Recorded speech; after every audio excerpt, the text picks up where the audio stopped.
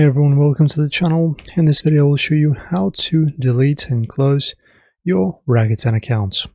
Of course, firstly you need to be signed in into your account, and after that you need to access the help center. Okay, so if we're doing it from the scratch, you go to the website like that, and we're going into the help section, which I already have opened right here, and just in your search type in account closure, and you'll get something like this: how to delete your account. And as you can see, we have some steps in here. So firstly we need to go to the privacy preferences in our account. Okay, and in here let us of course look at the very bottom, and as you can see in the privacy preferences we can press on delete account. Just press on it.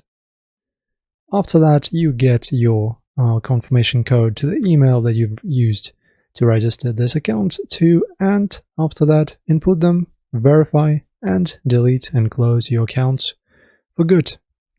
Very easy, guys. That's how it's done. Thanks for watching, guys. If this helped, like the video, subscribe. See you next time.